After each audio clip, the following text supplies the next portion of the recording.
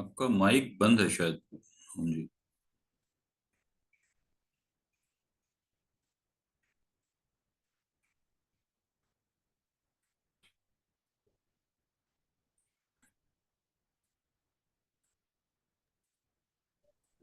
ओम जी, आपका माइक बंद है।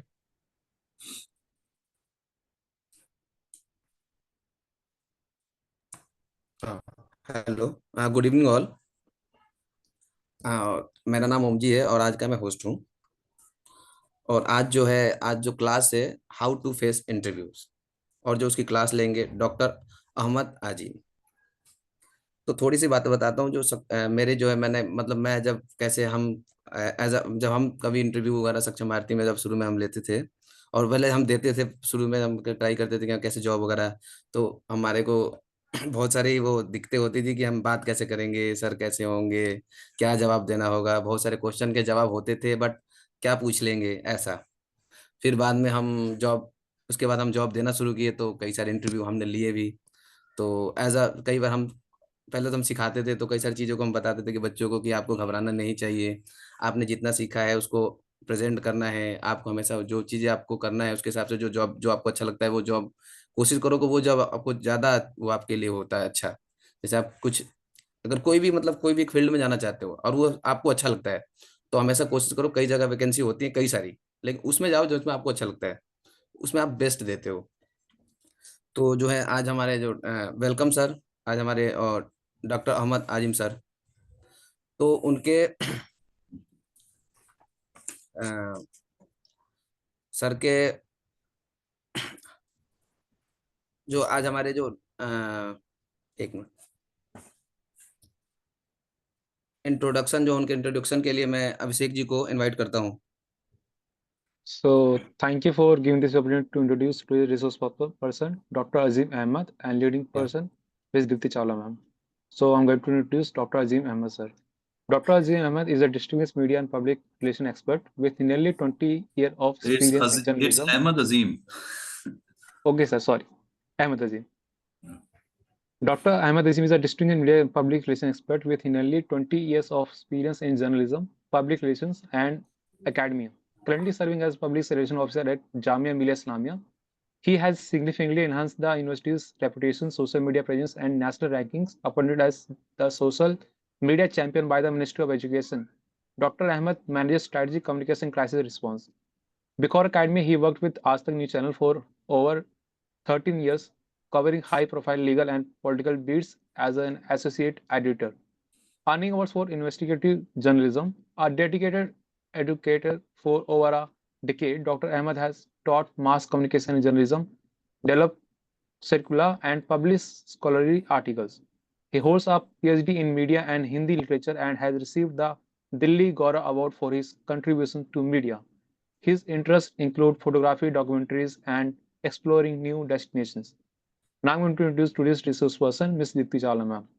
Ms. Dipti Chawla is a DET education professional with a Master of Philosophy focused in behavioral science education from CCSU Meerut. She is an emotional intelligence trainer and coach. She has 20 years of rich, in-depth, and existence experience in teaching and mentoring the youth. She exhibits excellent communication in interpersonal problem solving, leadership, and team building skills. She is dedicated and committed to harnessing 21st century skills in today's youth.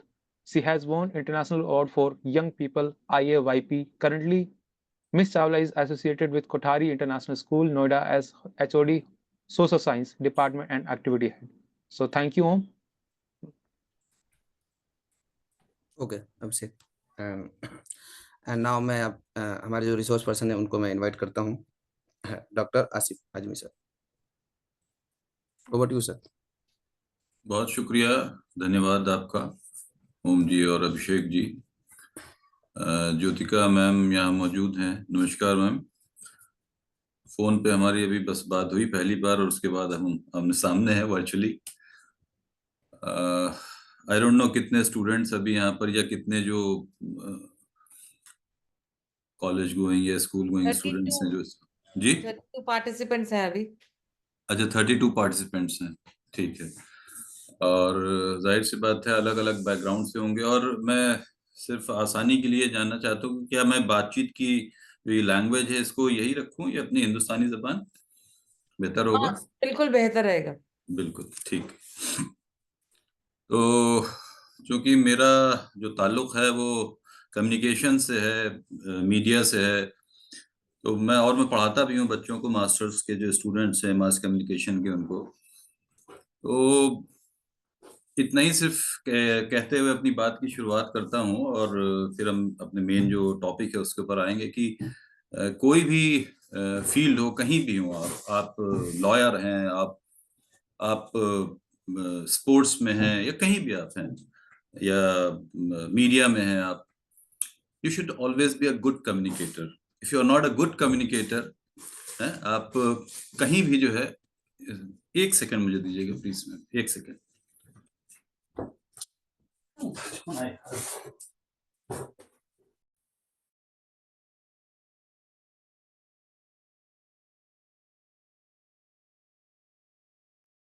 For the information I like to tell you कि आज का जो mic है वो mute रहेगा। आपको जो भी क्वेश्चंस पूछने आप चैट बॉक्स में ले सकते हैं सीधे। अभिषेक, मैं एक इंफॉर्मेशन देना चाहती हूँ यस मैम।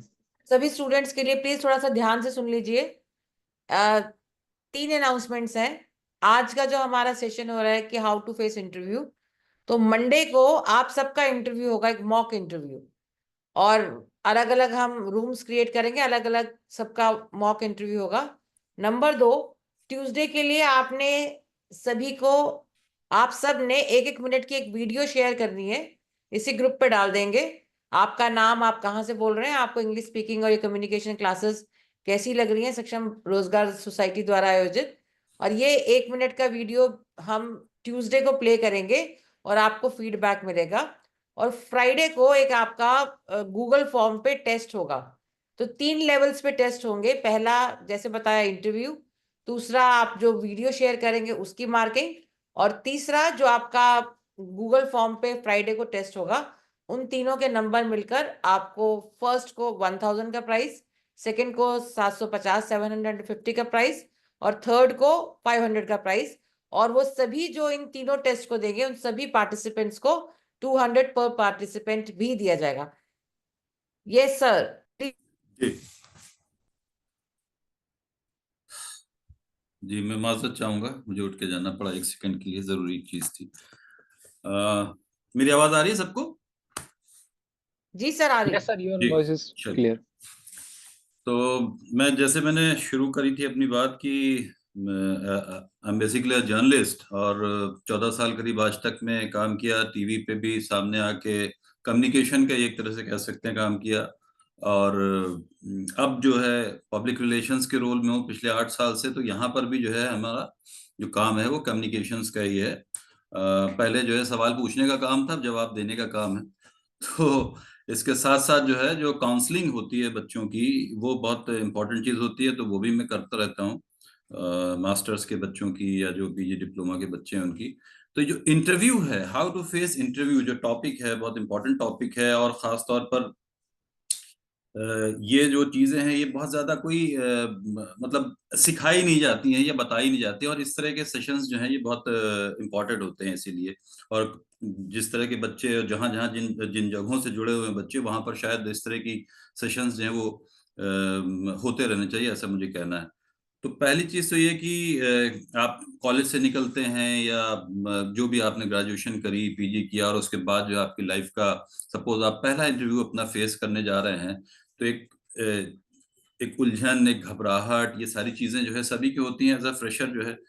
तो कहीं ना कहीं जो है उसके लिए थोड़ी सी अगर हम तैयारी करके जाएं इंटरव्यू के लिए और उसे फेस करें तो शायद बेहतर होगा। तो सबसे पहले जो मैं अगर हिस्सों में इसको बांटूं, तो अगर आपको इंटरव्यू फेस करने जा रहे हैं और किसी पर्टिकुलर जॉब के लिए, you should be well dressed. पहली चीज तो ये कि you should be well dressed. आपका जो ड्रेसिंग होती है ना, वो बहुत मैटर करती है, कि उससे आपका जो कॉन्फिडेंस है ना वो भी जो है बेहतर होता है। और जब आप इंटरव्यूअर के सामने जाएं या बोर्ड के सामने जाएं, तो आपके आपके जो एंट्री है उस रूम के अंदर जहां आप इंटरव्यू देने जा रहे हैं, उसकी आपकी जो पूरी वॉक है, उसका जो आपका जो बॉडी लैंग्वेज है, वो सब बहुत मैटर करती हैं। आप अच्छे से ग्रीट करें, और उसके बाद जो सामने इंटरव्यूअर बैठे हैं उनका जो रिस्पॉन्स हैं, उसके बाद आप जो है अपनी बात या अपनी बात आपने जैसे शुरू करी, तो उसके बाद जो है let the interviewers start asking you question. अपनी तरफ से कुछ ज्यादा जो है ना बोले शुरू में, एक जो इनिशियल ग्रीट करना होता है वो आप करिए, और उसके बाद फिर wait for the questions to come from the interviewers. और उसके साथ साथ जो है अपना ये देखें कि जो आप अपना सीवी लेके गए हैं या जो आपने सीवी भेजा है, उसको आप अच्छे से देख के जाएं। आपने जो चीजें उसके अंदर लिखी हुई हैं उसको स्टडी करें अच्छे से, उसको एक बार ये कोई ऐसा ना हो कि आपने बढ़ा चढ़ा के चीजें लिख दी हों और जब वहां पर आपसे जो है कोई चीज पूछी जाए तो आप वहां पर फंस जाएं।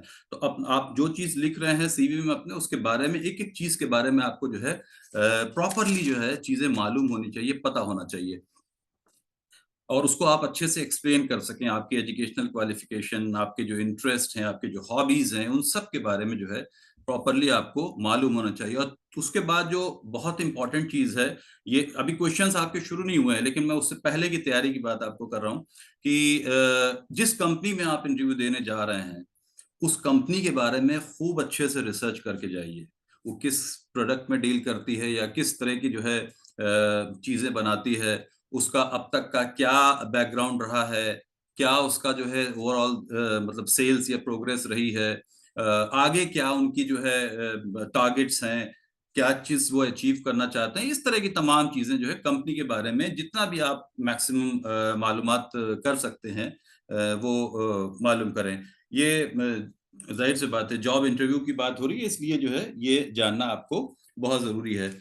इसके साथ साथ अपना जो आपका एकेडमिक एक्टिविटीज हैं जो आपने अपने सीवी में मेंशन करी, उसके साथ साथ जो आपने अपनी एक्स्ट्रा करिकुलर एक्टिविटीज हैं, हॉबीज हैं, उन सब के बारे में भी बखूबी, यानी आप कोई भी चीज बढ़ा चढ़ा के एक तो मत लिखिए। जो आप जिसमें आप बिल्कुल कॉन्फिडेंट हो और जो चीज आप अच्छे से एक्सप्लेन कर सकें, उन्हीं चीजों को मेंशन कीजिए। और ताकि जो है अगर आपसे सवाल किया जाए, उस किसी एक पार्टिकुलर सिचुएशन, आपके सामने कोई सिचुएशन दी जाए या कहा जाए उसको एक्सप्लेन करने के लिए, बताने के लिए, तो आप अच्छे से उसको बता सकें।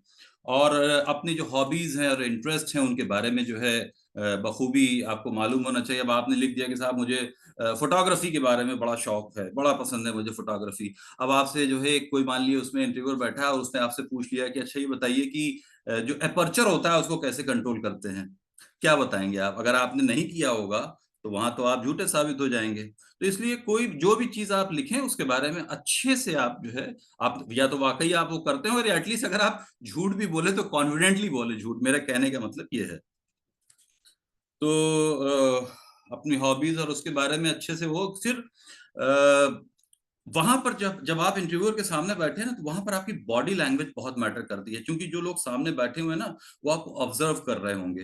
वो आपका जो जैसे मान लिया आपने हाथ किस तरह से रखा हुआ है, आप आई कांटेक्ट कर रहे हैं कि नहीं कर रहे हैं, आपकी बात का जो टोन है वो कैसा है, ये सब चीजें जो है ना बहुत ज्यादा मैटर करती हैं। और स्टार्टिंग फ्रॉम योर ड्रेसिंग, वहां से लेके और उसके बाद थ्रू आउट इंटरव्यू आप किस तरीके से उनके सामने बैठे हैं, किस तरीके से आप जवाब दे रहे हैं, और आप उस दौरान आपका जो है आप बहुत ज्यादा हाथ तो नहीं हिला रहे हैं, आपका आई का जो मूवमेंट है वो किस तरीके का, आप आई कांटेक्ट कर रहे हैं कि नहीं कर रहे हैं, ये सब चीजें जो हैं बहुत मैटर करती हैं। और इसलिए इन चीजों को जो है, ये जो ग्रूमिंग है ना, ये बहुत जरूरी होती है।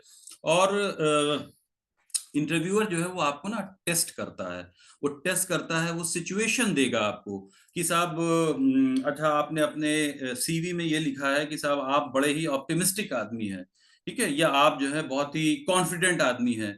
सपोज करिए एक आपको एक ऐसी सिचुएशन आती है, आप कंपनी में मान लिया आपको जॉब पे रख लिया जाता है और इस तरह की एक सिचुएशन आती है, तो उसमें आप कैसे डील करेंगे? तो आपको वो वहां पर जो है ना अपने अपनी जो बुद्धिमत्ता है, अपनी जो अकलमंदी है, या जो आपको नॉलेज है, और प्लस जो है आपका जो आपने चीजें सीखी हुई होंगी, आपको जो तजुर्बा होगा, उसको बखूबी जो है उस सिचुएशन में डाल के और एक आंसर जो है, एक सोल्यूशन जो है वो सामने देने की कोशिश करनी होगी। तो इस तरह की और भी बहुत सी छोटी छोटी चीजें हैं। कोई सवाल अगर कोई इस बीच में करना चाहे तो अभी कर सकता है, फिर हम आगे बढ़ सकते हैं। जी मैम।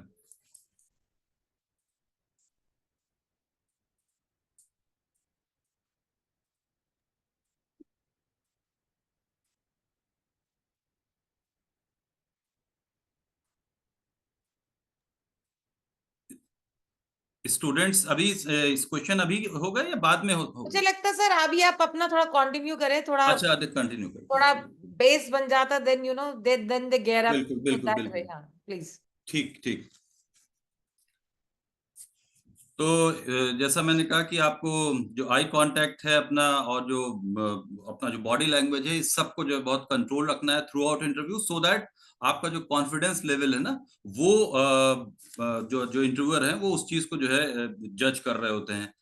तो उसके साथ साथ जैसे मैंने बताया, अपना जो रिज्यूमे है उसको एक बार अच्छे से देख के जाएं कि जो कुछ भी आप लिख रहे हैं, और जो चीजें आपके सामने अगर मान लो कोई क्वेश्चन या कोई ऐसी सिचुएशन रखी जाए, तो आप ये बताएं कि भाई मैंने अगर कोई प्रॉब्लम आती है तो उसको मैं किस तरीके से सॉल्व कर सकता हूँ, गिव विद सूटेबल एग्जांपल। कि मान लीजिए आप जब स्टूडेंट थे और आप या वॉलंटियरिंग आप कर रहे थे सपोज करिए, या कुछ भी आपने अपनी यूनिवर्सिटी लाइफ के दौरान में जो चीजें फेस करी हैं, और आपके सामने अगर कोई प्रॉब्लम आई तो उसको आपने किस तरीके से सॉल्व किया था, और कैसे आप आगे जो है वो कंपनी में भी अगर कोई प्रॉब्लम या कोई ऐसी सिचुएशन आती है या कोई दिक्कत आती है तो कैसे आप उसको जो है उसका सोल्यूशन दे सकते हैं, ये आपको जो है बताना होगा। साथ साथ जो है आपकी, अगर ये ऐसा तो हो नहीं सकता कि आपकी सब जो है मतलब सब स्ट्रेंथ होंगी, आपकी कुछ वीकनेसेस भी हो सकती हैं।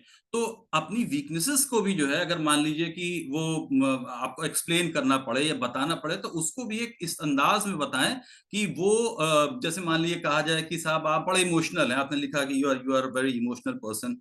तो अब ये जब इमोशनल पर्सन होगा तो कोई वो डिसीजन मेकिंग में कहीं ऐसा ना हो कि वो इमोशंस आपके आड़े आए।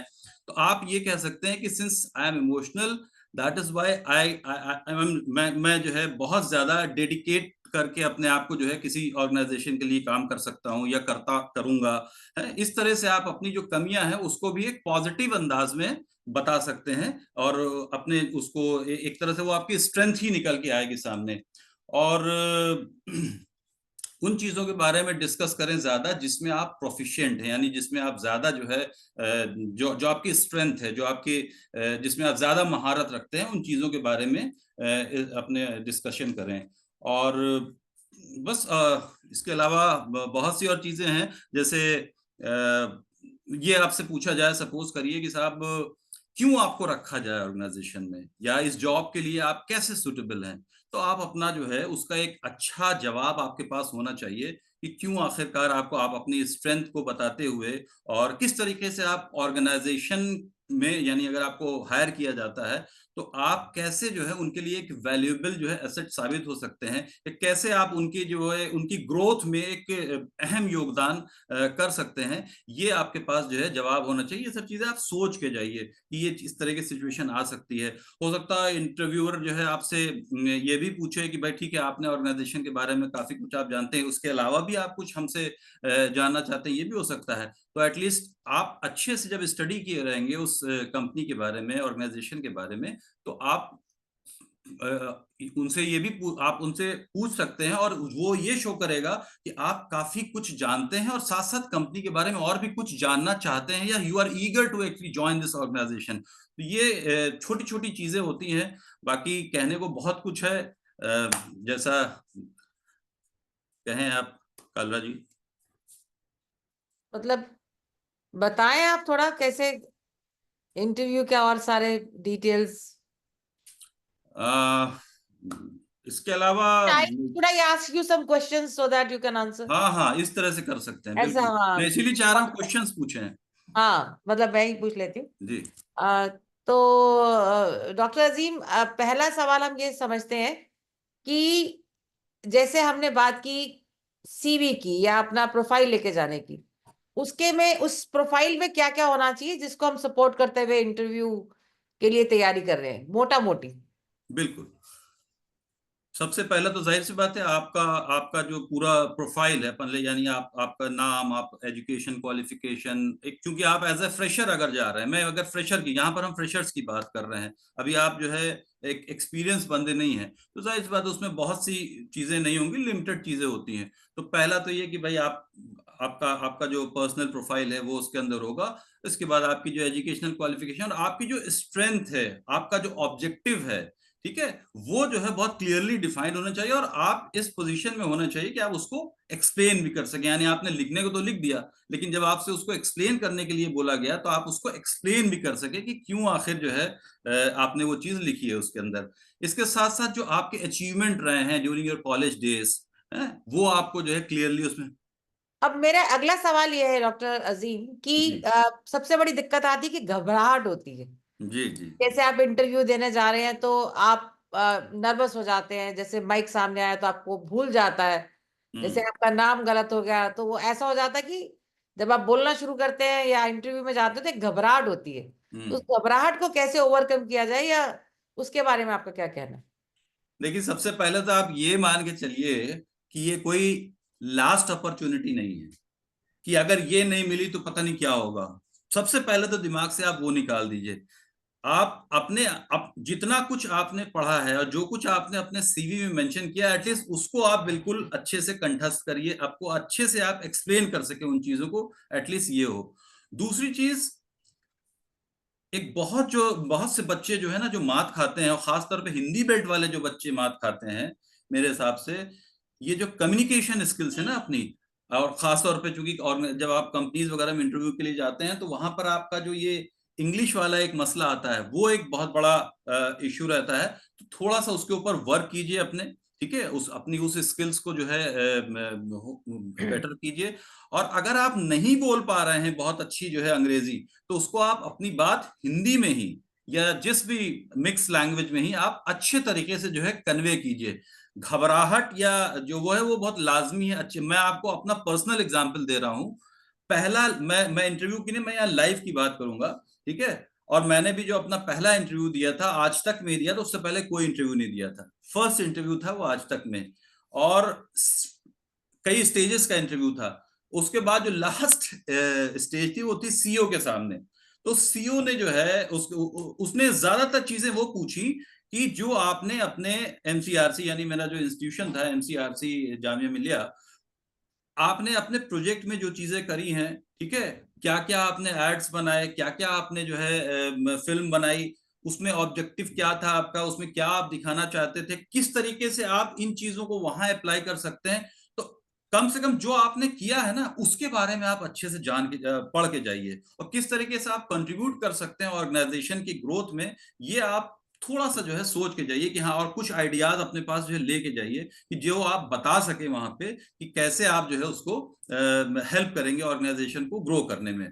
तो जहां तक इसकी घबराहट और चिंता की बात है, वो तभी ज्यादा होती है जब आपको अपने बारे में या अपनी जो जो जो चीजें आपने मेंशन करी हैं अपने सीवी में, वो उसमें खुद आपको बहुत ज्यादा मतलब कॉन्फिडेंस ना हो, तभी आप ज्यादा घबराते हैं। अगर वो आपने सही से पढ़ा हुआ है और अच्छे से एक्सप्लेन किया हुआ है स्ट्रक्चर्ड वे में, तो आपको होपफुली घबराहट नहीं होगी, मेरा अपना ही मानना है। और अगला सवाल ये है कि क्या एटिकेट्स हमें फॉलो करने चाहिए, कि हम एंटर कैसे करें, क्या बोले, एंटर करते से क्या बोले, और बैठने के लिए क्या बोले, कैसे खड़े हों, तो वो सारी चीजों पे थोड़ा सा आप जी बिल्कुल रोशनी डालें। बिल्कुल। मैंने जैसे ही सबसे पहले ही आपको बताया था कि एक तो आपका जो ड्रेसिंग है ना, वो बहुत इंपॉर्टेंट है। आप कोई भी इंटरव्यू करने जाए, जैसे कई बार ऐसा हुआ कि एक इंटरव्यू करने बच्चा आया और वो, मतलब जो आप जीन्स के नीचे जूता पहनते हैं, बूट, अपना आप बूट पहने हुए हैं, आप वो पहने हुए चले जा रहे हैं। थोड़ा सा फॉर्मल उसमें जाइए, एक फॉर्मल सेटअप के अंदर इंटरव्यू हो रहा है, तो थोड़ा सा जो है फॉर्मल सेटअप में जाइए। वो दूसरी चीज, रूम में जो है जहां आप इंटरव्यू चल रहा है, आप उसमें जा रहे हैं, जब आपकी बारी आए तो आप उसके बाद जो है एंटर करिए और पूछ के एंटर करिए, और उसके बाद जो है आके जितने भी लोग वहां बैठे हैं कैसे कैसे पूछना चाहिए, ये मेरा सवाल था, क्या पूछना चाहिए जब आप एंटर करते आप हैं? सीधे जब आपको बुलाया जाए, जाहिर सी बात है कोई ना कोई होगा बाहर जो बोलेगा आपका नाम, तो आपको कहा जाएगा अंदर जाने के लिए। So ji once you open the door, तो आप एटलीस्ट जो है पूछिए कि कैन आई गेट इन, है ना, आप जी। पूछिए, और उसके बाद जो है जाके और इसी को हिंदी में अगर बोलना हो तो? कि मैं अंदर आ सकता हूँ। जी। जी। और क्या वेट करना है, फिर आपको रिस्पांस का वेट करना है, या नहीं, सिर्फ जाहिर सी बात है अगर आपका टर्न आ गया है और आपको बुला लिया गया है, तो जाहिर सी बात है वो जो सामने लोग इंटरव्यू के लिए बैठे हुए वो आपका इंतजार कर रहे हैं। वो आपका इंतजार कर रहे हैं कि आप जो है अंदर आए। तो जाहिर आप एक शिष्टाचार ये है कि आप पूछ के जाएं कि भाई मैं अंदर आ सकता हूँ, और वो जाहिर सी बात है ये बोलेंगे हाँ बिल्कुल आइए, आइए बैठिए, ठीक है। ठीक। और जब आप बैठ जाएं तो उसके बाद जो है आप सबको अब ब्रीफ वही मेरा डॉक्टर अजीम ये कहना पूछना था कि क्या बैठने से पहले पूछना चाहिए कि क्या मैं बैठ जाऊं, या इस तरह का can I have a seat type? ये पूछ भी सकते हैं या नहीं भी पूछ सकते हैं, इसमें कोई मतलब कोई हार्ड एंड फास्ट वो नहीं है कि आपको पूछना ही है बैठने के लिए। आपको अंदर बुलाया गया है इंटरव्यू के लिए ही, जाहिर सी बात है आपको वो खड़े होकर इंटरव्यू नहीं लेना चाहते हैं, वो बैठ के ही इंटरव्यू लेंगे, तो वहां इतनी ज्यादा फॉर्मेलिटी की जरूरत नहीं है। लेकिन ये जरूरी है कि आप जब अंदर जाएं तो पूछ के जरूर जाएं कि भाई हो सकता हो कि वो आपस में कोई डिस्कशन कर रहे हो उस वक्त है, और आप जो है अचानक से अंदर घुस जाएं बिना पूछे, तो एटलीस्ट आप नॉक करके पूछ के जाइए अंदर। और उसके बाद जो है आप जब आपकी मैं अंदर आ सकता हूँ आपको वो बुला लें और मैं आई, आप पूछ लीजिए एक बार मैं आई मतलब आप मैं बैठ सकता हूँ, तो वो जी। कहेंगे बिल्कुल बिल्कुल श्योर श्योर श्योर बैठिए। तो उसके बाद आप उन सबको ग्रीट कीजिए है? और उन सब ट्रीट कैसे करें वो बताइए। अगर मॉर्निंग का टाइम है तो गुड मॉर्निंग एवरीवन या good morning sir, good morning madam, जो भी है आप उनको जो है उस तरह से आप एड्रेस कर सकते हैं। हम्म। और जाहिर सी बात है वो सबसे पहले जो है शुरुआत में ये होता है, यस सीवी आपका देखते हुए वो पूछ सकते हैं कि यस मिस्टर अजीम या mister miss Kalra, you are so and so, please tell something about yourself. यही सवाल होता है यूजुअली सबसे पहले, कि थोड़ा सा कुछ अपने बारे में बताइए। तो आपने जाहिर सी बात है अपने सीवी में जो चीजें मेंशन की हुई हैं उनमें से जो है उसका एक जिस्ट जो है ब्रीफ में जो है आप उसको एक्सप्लेन कीजिए, बताइए, क्योंकि जब वो आप आंसर देंगे उसी में से क्वेश्चंस निकलेंगे, उसी में से। ये ऐसा कुछ नहीं है कि उसका ऑर्डर कोई तय होता है कि भाई हम ये पहले पूछेंगे ये बाद में पूछेंगे, ऐसा कुछ नहीं होता है। इंटरव्यूअर आपसे कुछ भी पूछ सकता है ना। तो हाँ, इंटरव्यूअर आपसे कुछ भी पूछ सकता है जो आपका ये सवाल है, तो क्या तैयारी, एक तो जैसे आपने बताया कि सीवी हम बनाते हैं कि हमारी क्वालिफिकेशन क्या है, और हमने क्या है, हमारा एक्सपीरियंस है, जैसे आपने अपना एक्सपीरियंस शेयर किया। पर अगला मेरा सवाल है कि जैसे हम हमारे जो स्टूडेंट्स, जो आज के पार्टिसिपेंट्स हैं, हम ऐसा एक्सपेक्ट करते हैं कि वो जैसे कंप्यूटर ऑपरेटर की जॉब होगी, या सेल्समैन की जॉब होगी, या फिर आप कहें कि डेटा एंट्री ऑपरेटर की जॉब होगी, तो इस तरह की जॉब, मान लीजिए कंप्यूटर रिलेटेड बेसिक जॉब्स, तो किस तरह के सवाल जी आ सकते हैं, मतलब इंटरव्यूअर की तरफ से? बिल्कुल, जो डेटा एंट्री ऑपरेटर है जाहिर सी बात है उसका काम क्या है, डेटा एंट्री का काम है, तो एटलीस्ट आप जो जो उसमें रिक्वायर्ड स्किल्स हैं, ठीक है, वो उसने जाहिर सी बात है उसके अंदर मेंशन की हुई होगी अपने अपने सीवी के अंदर, तो उसके बारे में एक तो प्रॉपर जो है जानकारी लेके जाए। क्या कुछ काम एक डेटा एंट्री ऑपरेटर का होता है, ठीक है, वो उसको मालूम होना चाहिए, ठीक है। और जब उससे पूछा जाए कि अच्छा ये पर्टिकुलर चीज क्या होती है, इस तरह की अगर कोई प्रॉब्लम आती है तो उसको कैसे सॉल्व कर सकते हैं, तो उसको ये मालूम होना चाहिए, वो बता सके। और अगर नहीं आता है, मैं फिर से ये बोलूंगा, अगर नहीं आता है तो आप सच बोलिए, झूठ मत बोलिए, आप इधर उधर की बातें मत करिए, आप कह दिए मैम इस चीज का आंसर मुझको नहीं मालूम है।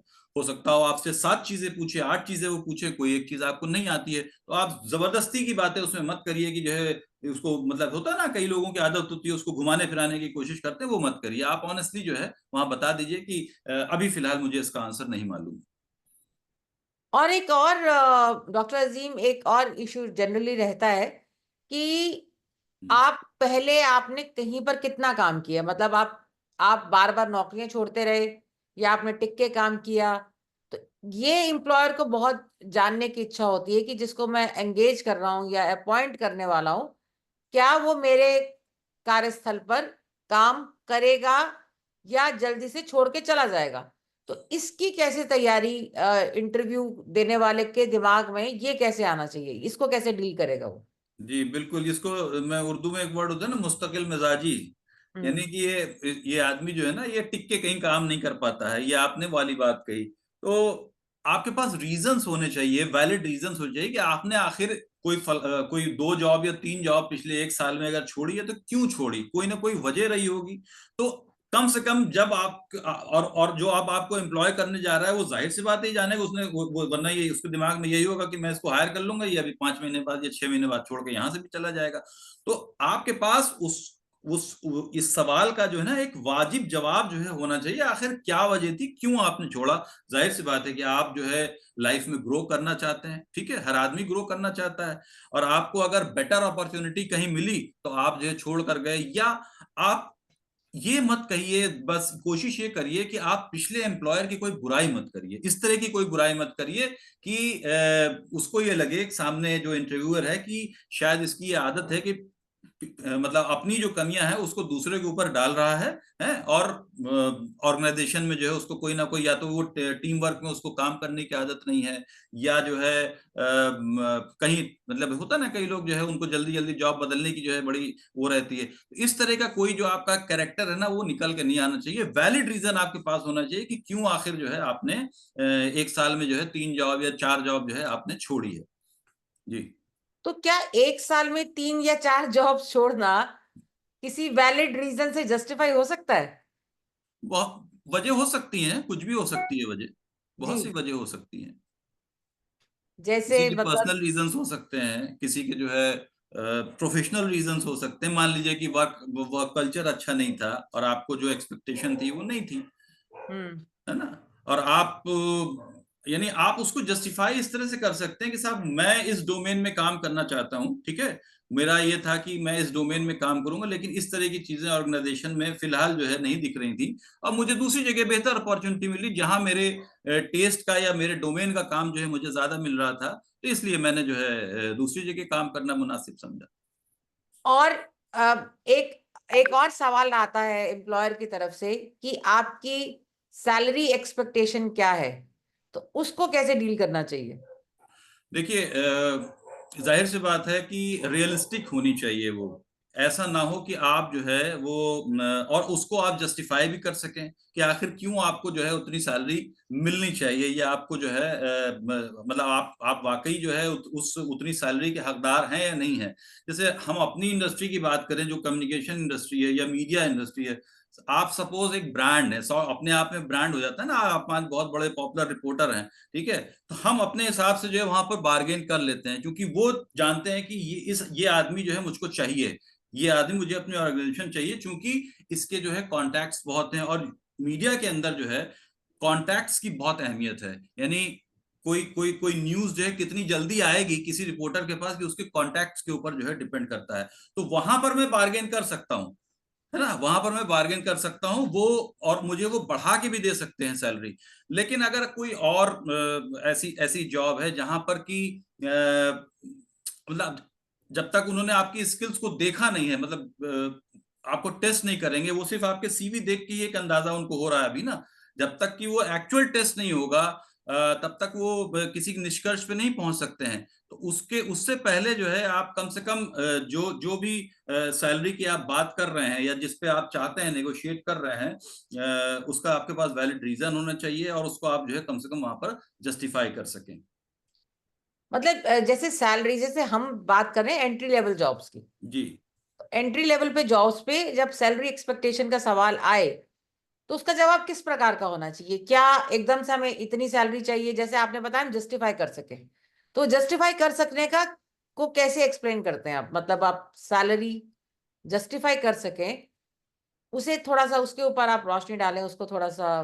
देखिए एंट्री लेवल की जो जॉब है ज्यादातर जगहों पे जैसे जो कैंपस वगैरह होता है उसमें ना वो चीजें काफी हद तक डिफाइंड रहती हैं, या पता रहती हैं कि हाँ भाई ये इस रेंज में आपको इसमें स्टार्टिंग वो मिलती है। और जहां पर नहीं है वहां आपकी अपनी एक फ्रेशर की उस पर्टिकुलर सेक्टर के अंदर, यानी मान लीजिए कि आईटी सेक्टर है, अब आईटी सेक्टर में एक आपको मार्केट रिसर्च आप थोड़ा करते हैं ना कि भाई एक ये कंपनी जो है एक एवरेज सैलरी कितना देती है अपने फ्रेशर जो एम्प्लॉय हैं उनको, तो ये आप थोड़ा सा स्टडी कर लें और देखें कि XYZ जो कंपनीज हैं वो किस तरह से जो है उनके यहाँ सैलरी का स्ट्रक्चर है, हो सकता हो, और थोड़ी सी आप रिसर्च करके जाएं तो बेहतर होगा। आपको मालूम रहेगा कि भाई हमको एटलीस्ट इसके आसपास कहीं अगर हमको मिल जाती है, that will be better, that will be good. तो मतलब जो इंडस्ट्री में उस लेवल की जॉब पे बिल्कुल, जितनी सैलरीज मिल रही हैं उसका पता होना चाहिए, और उसको आपको बिल्कुल और मालूम होना और चाहिए। कितनी सैलरी किस एक्सपीरियंस वाले व्यक्ति को मिल रही है, बिल्कुल बिल्कुल उसके हिसाब बिल्कुल, से आप एक पिच एवरेज करेंगे। उसका, हाँ एक एवरेज उसका आपको पता होना उसके चाहिए हिसाब कि से पिच करेंगे कि बिल्कुल आप और जैसे आपने शुरू में बोला था कि आपको सैलरी देने का मतलब है कि आप क्या कंट्रीब्यूट कर रहे हैं एम्प्लॉयर के लिए।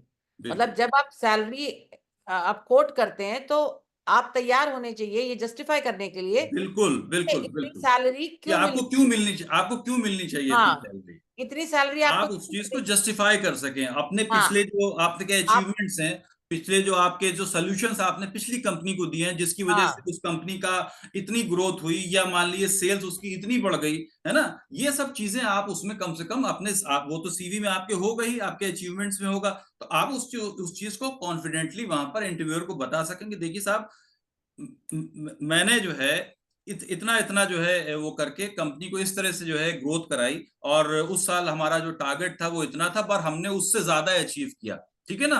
और ये कहीं ना कहीं जो मेरा मतलब I was part of that team, या आपने लीड किया था उस टीम को, और आगे अगर आपको अपॉर्चुनिटी आपके यहाँ मिलती है तो जाहिर सी बात है कि इससे बेहतर ही जो है परफॉर्म करने का आपका वो होगा, मंशा होगी। और दूसरा ऐसा सवाल आता है कि आपको दिल्ली से बाहर जाना होगा, या आपके इस जॉब के प्रोफाइल में आपकी टूरिंग जॉब रहेगी, या आपको हफ्ते में या महीने में 1 या 2 दिन बाहर जाना होगा, उसका जवाब देने के लिए किस तरह की तैयारी हमारे जहन में होनी चाहिए? बिल्कुल, देखिए आपको रिजिड तो बिल्कुल होता ना, कई लोग कि नहीं साहब मुझे तो दिल्ली में ही काम करना है, उसके बाहर नहीं। अगर आप मना भी कर रहे हैं तो उसका उसका इन्होंने कहा ना कि बहुत ही जस्टिफिकेशन आपके पास होना चाहिए कि क्यों आखिर जो है वहां नहीं जा सकते, या उसका कोई ऑल्टरनेटिव। मान लीजिए कि साहब आपको वो कहें कि साहब आपको इलाहाबाद जाके काम करना है, ठीक है, और आपकी पूरी फैमिली दिल्ली में है, या आप दिल्ली किसी कारणवश नहीं छोड़ सकते हैं, तो आप कम से कम ये कह सकते हैं कि सर इलाहाबाद के अलावा अगर जैसे मुझे अगर मेरठ में या इधर कहीं मिल जाएगी तो मैं एटलीस्ट दिल्ली से अप डाउन कर सकता हूँ, मैं जाके वहां वर्क कर सकता हूँ। तो उसको आप इस तरीके से जो है डाइवर्ट कर सकते हैं चीजों को, या और दूसरा टाइमिंग्स को लेके सवाल हो सकता है कि आपका जो ऑफिस टाइमिंग ये रहेगा, पर ऐसा भी है कि आपको ऑफिस टाइमिंग के बियॉन्ड काम करना पड़े, हम्म इस तरह का भी सवाल एम्प्लॉयर मतलब कमिटमेंट जैसे होती है पूछ सकता है, तो उसका क्या जवाब होना चाहिए? उसका तो आप सिर्फ ये कह सकते हैं कि देखिए I I try to be an efficient worker, जो काम मतलब 8 घंटे में या 7 घंटे में होता है, मैं उसको कोशिश करूंगा कि जो है और कम समय में जो है कंप्लीट, मतलब जहां तक हो सके मैं उन चीजों को जो है ना जल्दी रैप अप करना और एफिशिएंट वे में जो है रैप अप करने की कोशिश करूंगा। बट कभी अगर ऐसी कोई सिचुएशन आती है कि मुझे बियॉन्ड वर्किंग आवर जो है या ज्यादा रुकना पड़े, so I am ready to work. लेकिन ये है कि ये एकदम रूटीन में ना हो, ये अपनी बात आप रख दें उस चीज को कि आप हर रोज ही आपको जो है पता चला 3 घंटे 4 घंटे एक्स्ट्रा काम करना पड़ रहा है, तो एटलीस्ट आप जो है उस चीज को कह दें, बता दें कि एक वजह के साथ कि भाई मुझे इसके बाद जो है यहाँ पे भी जो है जाना होता है, या आपका कुछ और चीजें हैं, फैमिली के कुछ अपने कमिटमेंट्स रहते हैं, तो आप उस चीज को बता दें। So thank you doctor Ahmad. Abhishek, yes ma'am. Abhishek chat box में क्वेश्चंस आए हैं, I think you please call one by one. जिन जिन स्टूडेंट्स ने चैट बॉक्स में क्वेश्चन बोले हैं उनको कॉल करो, they will ask their questions themselves. Okay ma'am. Tanu Kumari अपने आप को अनम्यूट कर लो आप। Yes sir. यस, अपना क्वेश्चन पूछिए आप। सर मेरा क्वेश्चन है कि most important thing, what is the most important thing to research about a company before I go to the interview? नहीं तो क्या मतलब रिसर्च अबाउट द कंपनी के लिए कैसे करें रिसर्च, आप ये जानना चाह रही हैं? No sir, I am asking what is the most important thing, like most company के इम्पोर्टेंट बारे। Thing about the research you are saying? Yes sir। ठीक है, तो एक तो जाहिर सी बात है कंपनी का जो पूरा एक प्रोफाइल है वो आपको मालूम होना चाहिए, कंपनी जो है कब एस्टेब्लिश हुई, क्या उसका अब तक जो है ग्रोथ रही है, क्या उसका आगे का जो टारगेट है, क्या वो आगे अचीव करना चाहती है अगले 5 सालों में, या अगले 2 सालों में, या 3 सालों में, वो उसके वेबसाइट के अंदर चीजें दी हुई होती हैं। आप उनके जो सोशल मीडिया हैंडल्स हैं उसको देखिए, उसमें कंपनी जो है क्या कुछ प्रेजेंट करे, उसके बारे में मीडिया में क्या कुछ आया है वो आप देखिए, है ना। तो ओवरऑल जो है एक एक एक कंपनी जिसमें, और फिर एक कंपनी के अंदर कई आर्म्स हो सकते हैं ना, सेल्स हो सकता है, मार्केटिंग हो सकता है, अलग अलग डिपार्टमेंट्स हो सकते हैं। तो आप किस डिपार्टमेंट में जा रहे हैं काम करने के लिए, या आप किस डिपार्टमेंट में नौकरी देख रहे हैं उस कंपनी के अंदर, उसके बारे में जो है, उस पर्टिकुलर अपने डोमेन के बारे में जो है ना, जितना आप रिसर्च कर सकते हैं उस ऑर्गेनाइजेशन में, वो आप देखिए। उसके सोर्सेज बहुत से हो सकते हैं, मैंने कहा उसकी वेबसाइट हो सकती है, उसके बारे में जो मीडिया रिपोर्ट्स हैं, न्यूज आइटम्स होंगे, वो आप देख सकते हैं। जो सोशल मीडिया हैंडल्स हैं उनके, उन पे देखिए कि क्या चीजें आ रही हैं, या उनके जो सीईओज हैं, उनके जो सीईओ हैं, उनके जो एमडी हैं, या और जो लोग हैं, उनके जो हो सकता है ट्विटर हैंडल हो, या जो और कोई पेज वगैरह हो, उसको आप देखिए। उससे आपको बहुत सी चीजें जो है पता चल सकती हैं। बट ये है कि आपका जो पर्टिकुलर एरिया है जिसमें आप जॉब करने जा रहे हैं, उसके बारे में थोड़ा विशेष जो है आप जानकारी या रिसर्च जो है वो करिए। अमृतपाल सिंह, आप अपना I question hope you unmute got the करके पूछ सकते आंसर। हैं।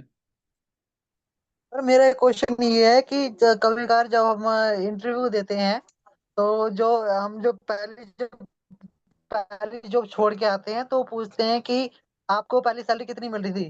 मैं कहता हूँ कि 15,000 मेरे को पहली सैलरी मिल रही थी। वो कहते हैं कि मैं आपको इतनी सैलरी नहीं दे सकता। इस पे आप इस पे थोड़ी रोशनी करें। अब देखिए, ये तो आपकी सिचुएशन के ऊपर भी डिपेंड करता है। कई ऐसे लोग होते हैं जो उस वक्त हो सकता है उनको उस जॉब की बहुत ज्यादा जरूरत है ना, तो वो हो सकता है उस कम क्या कहते हैं जो सैलरी है उस पे भी वो हो सकता है काम करने को तैयार हो जाए। बट एज अ प्रोफेशनल, और आपको अगर अपने ऊपर कॉन्फिडेंस है, और आपको लगता है कि आपकी इंडस्ट्री जो है, जिस जिस जिस इंडस्ट्री में आप हैं उसमें आपको अपॉर्चुनिटी और मिल सकती हैं, तो आप जो है साफ साफ जो है मना भी कर सकते हैं। लेकिन उसको साथ साथ, मना करने के साथ साथ उसको जस्टिफाई आप इस तरीके से कर सकते हैं कि साहब मैं पिछली ऑर्गेनाइजेशन, जी, कि साहब पिछली ऑर्गेनाइजेशन में जहां आपको इतनी सैलरी मिल रही थी, वहां आपने उस कंपनी को क्या कुछ जो है फायदा पहुंचाया, या कैसे आप उसकी ग्रोथ में हिस्सेदारी आपकी है, क्या आपने उसका, आपका जो अचीवमेंट रहा है वहां पर, उस चीज को हाईलाइट करते हुए आप अपने लिए ज्यादा सैलरी की मांग दूसरी कंपनी में कर सकते हैं। वो कम भले आपको ऑफर करेगा, लेकिन आप बहुत ही स्मार्ट तरीके से अपनी बात को रख सकते हैं, और ये बता सकते हैं कि आपको अगर वो हायर करते हैं, ठीक है, तो कैसे आप उनके लिए फायदेमंद हो सकते हैं, या उनकी ग्रोथ में किस तरीके से जो है मतलब उसको ज्यादा जो है आप बढ़ा सकते हैं। ये आपको जो है तरीका कहने का पता होना चाहिए अपनी बात। Amritpal, okay sir. ठीक है। उमा, आप अपने आप को अनम्यूट करके अपना क्वेश्चन पूछ सकते हैं। Yes, sir. Thank you. Sir, my name is Uma. I am from Delhi. थोड़ा Now तेज I am बोलिएगा हुआ है। Yes, sir. Now I am Uma from Delhi. Now I am preparing for the teaching exam. तो sir मेरा question आपसे ये है, अगर हम इंटरव्यू देने जाते हैं टीचर का, तो हमें जैसे कि जिस भी क्लास के लिए 1st to 5th के लिए प्रिपेयर कर रहे हैं केबीएस टीचर के लिए, तो हमें हमारा एक्सप्रेशन किस तरीके से रखना चाहिए कि सामने वाले को अगर हमें कोई क्वेश्चन नहीं आ रहा तो इंटरव्यूअर को लगे ना कि हाँ इनको क्वेश्चन नहीं आ रहा, और साथ ही हेजिटेट भी नहीं हो रही, ये अपने कॉन्फिडेंस से ही आंसर दे पा रहे हैं। और सर जैसे कि आप भी टीचर हैं, तो आपका भी एक्सपीरियंस कैसा रहा फर्स्ट इंटरव्यू में, तो सर आप थोड़ा सा एक्सप्लेन करेंगे। मतलब आप मैं अगर क्वेश्चन को आपके दोहराऊं, तो एक तो ये कि अगर आपको कोई चीज नहीं आ रही है ना, तो उसको आप कैसे ये जाहिर ना होने दे कि आपको मालूम नहीं है, ये कह रही हैं आप? जी सर। जी जी, हाँ जी सर। एक तो ये हो गया। दूसरा जो आपका सवाल था वो क्या है? सर मेरा सेकंड क्वेश्चन ये था कि आप अगर अपने फर्स्ट इंटरव्यू के एक्सपीरियंस से बताएं, जैसे आप भी आप कॉलेज टीचर हैं, तो आप भी बताएं कि आप किस तरीके से हम इंटरव्यू को फेस कर सकते हैं, टीचर इंटरव्यू को। अच्छा, मैं प्राइमरली तो पब्लिक रिलेशंस ऑफिसर हूँ, साथ में टीचिंग करता हूँ, पहली चीज ये है। और टीचिंग के उसकी अगर जहां तक बात है, आप अब ये डिपेंड करता है आप एकदम पहली बार टीचिंग का इंटरव्यू देने जा रहे हैं या आप एक्सपीरियंस टीचर हैं, दोनों सिचुएशंस अलग हो सकती हैं। तो अगर आप एक फ्रेशर हैं तो जाहिर सी बात है आपसे शुरू में तो ये इस तरह की चीजें पूछी जाएंगी ना कि पेडागोजी जो है क्या होती है, बच्चे किस क्लास को आप पढ़ाने जाइए, ये भी डिपेंड करता है। आप अगर कॉलेज स्टूडेंट्स के लिए जा रहे हैं तो वहां पर सवाल अलग हो सकते हैं। अब आप किस बारे में पूछना चाह रही हैं ये पहले वाजे कर दें तो फिर मैं बताऊं। और आप कॉलेज स्टूडेंट को पढ़ाने की बात कर रही हैं या स्कूल स्टूडेंट्स को? Sir school students. School student को, बिल्कुल। तो अब जाहिर सी बात है कि जो स्कूल का बच्चा है, जिस जो जो वहां पर टीचर की रिक्वायरमेंट होती है, उसके अंदर बहुत सी चीजें जो हैं वो स्कूल का जो मैनेजमेंट है या जो प्रिंसिपल है या जो भी इंटरव्यू बोर्ड में लोग बैठे हैं वो देखना चाहेंगे। जैसे कि स्कूल के जो टीचर है ना, उसका जो पेशेंस लेवल है वो बहुत जबरदस्त होना चाहिए, है ना। पेशेंस, क्योंकि बच्चे जो है तरह तरह के वो करते हैं। प्लस जो मेथोडोलॉजी है टीचिंग की, जो पेडागोजी होती है वो, और साथ साथ आपका जो सब्जेक्ट है, कौन सा सब्जेक्ट आप पढ़ाने के लिए जा रहे हैं, उस सब्जेक्ट की आपको कितनी नॉलेज है। अगर कोई चीज नहीं आती है, मैंने पहले भी बोला आपको, अगर कोई चीज आपको नहीं आ रही है, उसने सवाल किया आपको, तो आप उसको बहुत स्मार्टली, बहुत ऑनेस्टली जो है आप कह सकते हैं कि फिलहाल मुझको ये नहीं, मतलब ये चीज नहीं मालूम है, but I will definitely look for it और try to find the answer. तो आप वहां झूठ ना बोले। मेरा सिर्फ ये कहना है, हर बार ये कहता हूं मैं कि झूठ मत बोलिए। कोई चीज अगर नहीं आती है उसको साफ साफ जो है आप मना कर दीजिए या बता दीजिए कि मैं इसके इस बार फिलहाल नहीं मालूम है, बट मैं इसको जो है रिसर्च करूंगी और देखूंगी। जी सर, थैंक यू सर। अगर जैसे कि एक क्वेश्चन और था हाँ। सर, जैसे मैं फर्स्ट टू 12th क्लास तक के बच्चों को ट्यूशन देती हूँ। हम्म। हाँ, तो कई बार ना बच्चों को क्वेश्चन ना मतलब पढ़ाई से रिलेटेड ना होते हुए भी बहुत अलग सिचुएशन से भी क्रिएट हो जाता है, जिसका आंसर टीचर को देना पड़ता है। क्या ऐसा इंटरव्यू में भी होता है सर? मतलब कई बार आपकी जो कोर एरिया है उससे अलग हटके भी क्वेश्चंस आ जाते हैं, आप ये कह रही हैं? Yes sir. हाँ, बिल्कुल आ सकता है। अगर आपको उसका जवाब मालूम है, उसको आप देखिए, चीजों को रिलेट करना सीखिए। आपकी क्या कहते हैं, आपका जो फील्ड है या आपका जो सब्जेक्ट है, हर एक चीज कहीं ना कहीं आपस में ना इंटरकनेक्टेड है, सबका। और उनको ना चीजों को एग्जाम्पल दे के समझाइए। जब आप एग्जाम, और खासतौर पे स्कूल के बच्चों को, तो आप बिल्कुल ही जो है अगर कोई चीज बता रहे तो उसको जब आप उदाहरण दे के बताते हैं ना, तो उनको बड़ा अच्छा लगता है और वो चीजें उनको समझ में भी आती हैं। तो आपकी हो सकता है सब्जेक्ट से अलग कोई क्वेश्चन हो, लेकिन अगर आप उसको कोई, आपको अगर मालूम है, जिंदगी के तजुर्बों से बहुत सी चीजें आदमी सीखता है, तो अगर आपको वो चीजें पता है तो आप उसको उदाहरण दे के बताइए, और बच्चों को वो चीज हमेशा जो है ना अच्छी लगेगी, उन्हें पसंद आएगा। जैसे हम मास्टर्स के बच्चों को पढ़ाते हैं, तो जब भी उनको मैं कोई कॉन्सेप्ट बता रहा हूँ, मान लो मास कम्युनिकेशन का, जर्नलिज्म का, कोई भी चीज मैं बता रहा हूँ, तो उनको जरूर कोई ना कोई एक दो एग्जाम्पल देता हूँ, उदाहरण देता हूँ जो मैंने अपनी जिंदगी में फेस किए, जर्नलिज्म के करियर में फेस किए। तो उससे जो है उनको हमेशा, या कई बार ऐसी चीजें वो पूछते हैं, क्योंकि वो जाहिर सी बात है मेच्योर स्टूडेंट्स हैं, तो उनके सवाल भी बड़े मेच्योर होते हैं कई लोगों के। तो उस टाइम बहुत सी चीजें ऐसी होती हैं जो मुझको भी नहीं पता होती हैं, और मैं साफ साफ कह देता हूँ कि देखो फिलहाल मुझको इसकी इसका इसका अप्रोप्रिएट जवाब क्या होगा मैं अभी तुम्हें नहीं दे सकता, तो एक दिन बाद जो है मैं उन्हें बता देता हूँ। जी सर। सर एक बार, हाँ, एक थोड़ी सी और बात थी। एक बार मैं जब ज्योतिका मैम मैम आपसे पूछना था, जब मैं आप ज्योतिका मैम आपसे जब मैं मिली थी फर्स्ट टाइम, जब मुझे सक्षम भारती की तरफ से स्कॉलरशिप मिली थी कॉलेज के लिए, तो आपने एक स्टोरी सुनाई थी और आपने कहा था कि अगर बच्चे को सबसे ज्यादा एक्सप्लेन करना होता आप एग्जाम्पल से कर सकते हैं। तो आज मैं यही चीज बहुत अच्छे से आपकी अपनाती हूँ कि बच्चों को मैं एग्जाम्पल बहुत अच्छे से देके आपकी तरह और उसको फॉलो करती हूँ, और ये मेरे आज लाइफ के लिए बहुत काम आ रहा है मैम, आपका ये idea.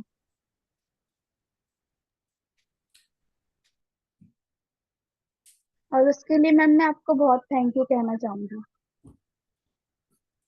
Thank you. Jyotika ma'am ने भी एग्जाम्पल की बात करी। So, शिवम, हाँ,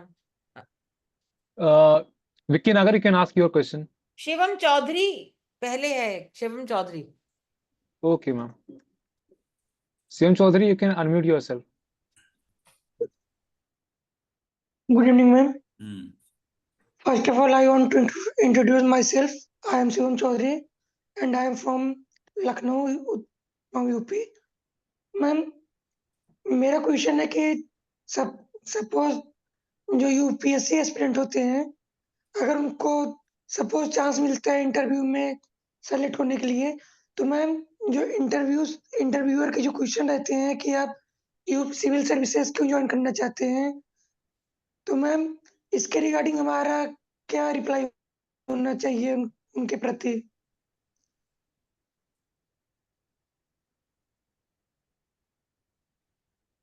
डॉक्टर अजीम, आप सवाल जो पूछा शिवम ने यूपीएससी एस्पिरेंट्स को लेकर, शिवम क्या पूछा था आपने? एक बार क्लियर कर दें क्वेश्चन, थोड़ा सा यूपीएससी क्लैरिटी आ जाए। एस्पिरेंट, दोबारा रिपीट करो जरा क्वेश्चन। मैम मैंने पूछा था कि जैसे सपोज जैसे कोई यूपीएससी एस्पिरेंट है, उस मैम वो सेलेक्ट हो जाता है इंटरव्यू में, और अगर उसको लाइव में कभी इंटरव्यू देने का मौका मिलता है तो मैम इंटरव्यूअर्स एक क्वेश्चन पुट अप करते हैं सबसे कि मैम आप सिविल सर्विसेज क्यों ज्वाइन करें। तो मैम उस टाइम हमारा रिप्लाई क्या होना चाहिए उनके अगेंस्ट। तो ये सिंपल एक डॉक्टर अजीम सिंपल क्वेश्चन पूछ रहे हैं कि यूपीएससी के जो इंटरव्यू होता है और उसमें एक सवाल आया कि आप सिविल सर्विसेज क्यों ज्वाइन करना चाहते हैं, तो उसका क्या जवाब होना चाहिए? देखिए, जो सिविल सर्वेंट है उसका क्या काम है। सिविल सर्वेंट का काम यही है ना कि एक तो ये कि जो एक शहर को, एक एडमिनिस्ट्रेशन को जो है ना कैसे चलाना, कैसे एडमिनिस्टर करना है चीजों को।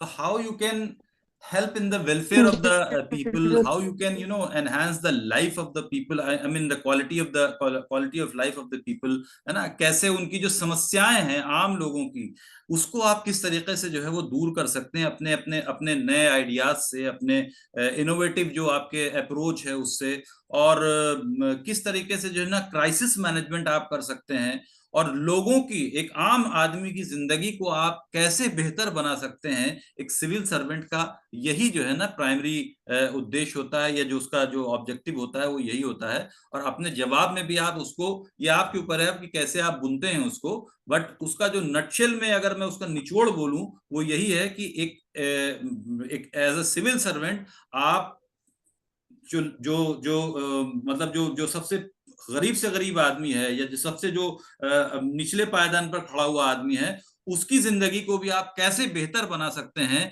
ये जो आइडियाज हैं ये आपके पास होने चाहिए, ताकि आप वहां पर उसको बता सके। जब वो आपसे इस तरीके का सवाल पूछें कि भाई एक सिविल सर्वेंट आप बनना चाहते हैं तो क्यों बनना चाहते हैं, तो आप उसका बहुत अच्छे से यही जवाब दे सकते हैं कि मैं मतलब जो जो आम लोग हैं उनकी लाइफ को बेहतर बनाना चाहता हूँ, मेरे पास ये चीजें हैं करने के लिए, या ये आइडियाज है मेरे पास करने के लिए, और इनके जरिए जो है मैं उनकी जिंदगी अच्छी कर सकता हूँ या बेहतर कर सकता हूँ। और जाहिर सी बात है, जो सिविल सर्वेंट होता है उनके पास काफी पावर होती है, मतलब in comparison to other jobs. अगर आप देखें तो भाई कौन सिविल सर्वेंट कौन होता है? अगर मान लो आईएएस है तो वो अल्टीमेटली वो डिस्ट्रिक्ट मजिस्ट्रेट बनता है, वो कलेक्टर होता है।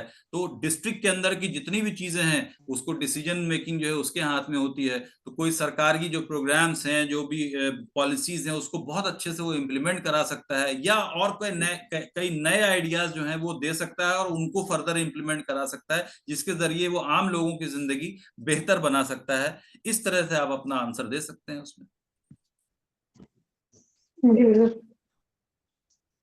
विक्की नागर, आप अपना क्वेश्चन पूछ सकते हैं अपने आप को अनम्यूट करके।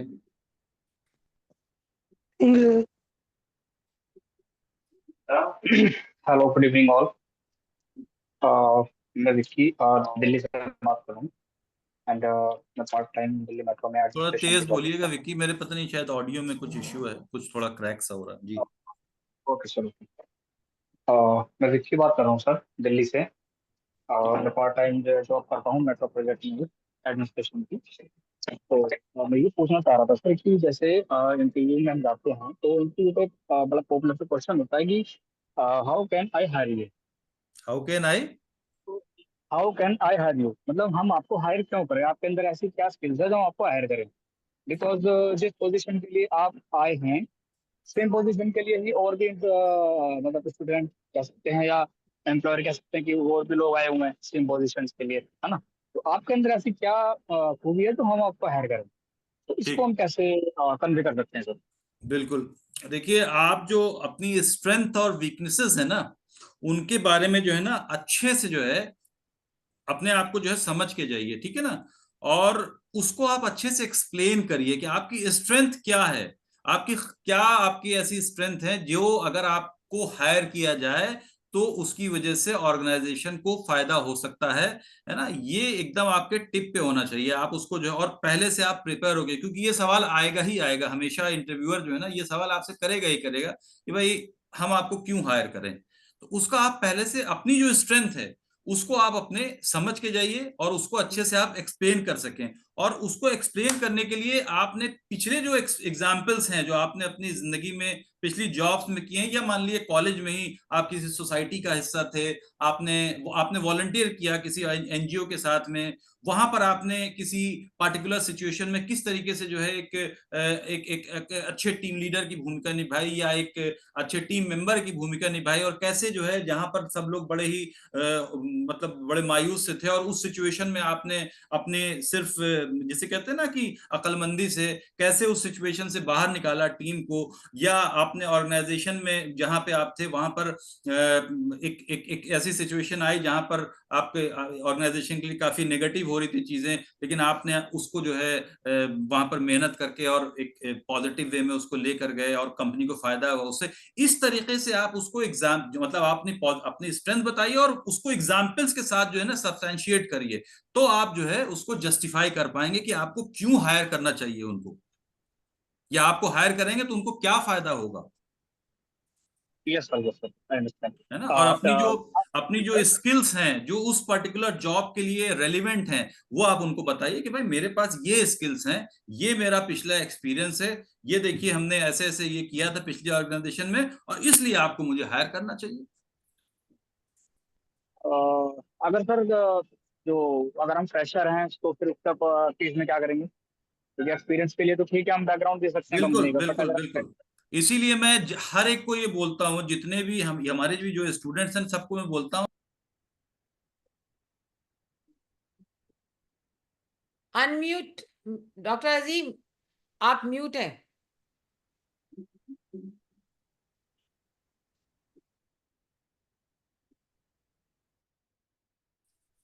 आवाज आ रही है अब आपको?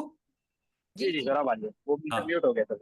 जी, मैं ये कह रहा हूँ कि आप फ्रेशर हो सकते हैं, लेकिन जहां तक हो सके कहीं आपको क्या कहते हैं वॉलंटियर करने के वो मिले, मौका मिले, वॉलंटियर करिए। कहीं भी आपको जो है इंटर्नशिप का मौका मिले, इंटर्नशिप कीजिए, पेमेंट मिले ना मिले इंटर्नशिप कीजिए। ठीक है, आपको think out of the box, how you can do a simple thing differently, है ना। ये सारी चीजें जो है ना आपको अपने अंदर ना डेवलप कीजिए। मैं अपने पर्सनल एक्सपीरियंस से आपको बताऊं, I was also a fresher, I was in MCRC, और मैं यहाँ पढ़ने के दौरान ही एक रेडियो प्रोग्राम के साथ जुड़ गया था। उस प्रोग्राम की रिसर्च, उस प्रोग्राम को प्रेजेंट भी करता था और मात्र 800 रुपए मिलते थे। क्लास के साथ साथ हम उस काम को भी करते थे, रिकॉर्डिंग भी उसकी यहीं पे होती थी और वो प्रोग्राम ऑल इंडिया रेडियो पे आने लगा। ठीक है, संडे को आता था। तो कल को जब मैं मार्केट में गया इंटरव्यू देने के लिए तो मेरे सीवी में वो मेरे एक्सपीरियंस के तौर पर दर्ज था। इसके साथ साथ जो एनजीओ के साथ आपने काम किया, कई जगह वॉलंटियर किया, कई ऐसी सोसाइटीज है जिनके साथ आपने काम किया, बहुत सी ऐसी चीजें होती जहां आपको भले पैसा नहीं मिलता लेकिन एक्सपीरियंस मिलता है। तो इसलिए उन चीजों को आप अपने, अच्छा उससे फायदा क्या होगा, वो चीजें आपके सीवी में आ जाएंगी, आपके पास बताने के लिए चीजें होंगी ना कि भाई आपने ये काम किया, इस ऑर्गेनाइजेशन के साथ काम किया, वहां आपका ये रोल था और वहां पर ऐसी एक सिचुएशन आई जिसमें कि आपने एक बहुत अहम भूमिका निभाई। तो फ्रेशर आप हैं, कोई भी देखो चम्मच में जिसे कहते हैं ना कटोरी में हलवा रख के और चम्मच से निकाल के नौकरी तो देने वाला नहीं है किसी को भी। आप कैसे जो है अपने आप को दूसरे उन कैंडिडेट से अलग जो है बता सकते हैं या साबित कर सकते हैं, ये आपके सीवी से रिफ्लेक्ट होना चाहिए और आपकी पर्सनालिटी से रिफ्लेक्ट होना चाहिए। Exactly. One last question sir कि कोई ऐसी वीकनेस, जैसे कहते हैं कि आप उसकी वीकनेस बताइए, बट माइनस पॉइंट अपने बताने इस तरीके से बताने होते हैं सर हमें कि नहीं उस माइनस पॉइंट का कोई कंपनी पे जैसे मैंने जी जी, बहुत से होते हैं ना, बहुत लोग कहते हैं कि हम भाई बहुत जज्बाती आदमी हैं हम। भाई हम जज्बाती हैं, लेकिन हम जज्बाती होने की वजह से ही बहुत जज्बात के साथ जो है हम काम भी करते हैं। उतना ही जो है हम मतलब हम इमोशनल जरूर हैं। ये एक एग्जांपल दे रहा हूं मैं आपको कि मैं इमोशनल हूं, लेकिन साहब उसमें कहेंगे आप इमोशनल है तो आप डिसीजन मेकिंग में आप इमोशनल डिसीजन मेकिंग करते होंगे। तो आप उसको बहुत स्मार्टली जो है बता सकते हैं कि नहीं, हम इमोशनल जरूर हैं लेकिन हम डिसीजन लेने में इमोशनल नहीं है, अपने काम को करने में इमोशनल है। उसको हम जज्बात के साथ जो है काम करते हैं, पैशन के साथ काम करते हैं। तो इस तरह से आप अपनी जो कमजोरी है उसको भी एक स्मार्ट वे में जो है उनके सामने रख सकते हैं, बता सकते हैं, उसको जस्टिफाई कर सकते हैं। या हम कोई सब्जेक्ट कह सकते हैं जो कुछ भी, सपोज दैट कि सर मेरी इंग्लिश थोड़ी सी कम्युनिकेशन वीक है, बट मैं उसके ऊपर काम कर रहा हूँ, this is not weakness, is empowerment area जिसके ऊपर मैं काम कर रहा हूँ, ऐसा कह सकते हैं। हाँ बिल्कुल, और कह दीजिए आप ये कह सकते हैं कि भाई मैं जो है उसके लिए फर्दर और ट्रेनिंग कर रहा हूँ, या और जो है मैं इसके बारे में सीख रहा हूँ या सीखना चाहता हूँ, ठीक है, फिलहाल मैं इस पोजीशन में हूँ, वहां पर इस पोजीशन। और अल्टीमेटली देखो, जब आप फ्रेशर होते हैं ना, तब तो थोड़ा सा ये इस तरह की चीजें आती हैं, लेकिन अगर आप एक्सपीरियंस हो चुके होते हैं, तब जो आपने फील्ड में किया हुआ होता है ना, पिछली कंपनी में जो आपने किया हुआ था, वो आपके सीवी में रिफ्लेक्ट होता है। तो वहां पर आकर जो है वो आपकी जो कम्युनिकेशन जो आपने बताया, इंग्लिश कम्युनिकेशन, और ये वो सब फिर उतना बहुत ज्यादा मैटर नहीं करते। हाँ, इनिशियल उसमें फ्रेशर के तौर पर थोड़ा सा जो है ये चीजें जो है ना मैटर करती हैं ज्यादा। मिल गया इसका मुझे answer, thank you so much. है? मिल गया ओके, मुझे आंसर, मिल गया, thank you so much. Okay. Azeem Ansari, आप अपना क्वेश्चन पूछ सकते हैं अनम्यूट करके।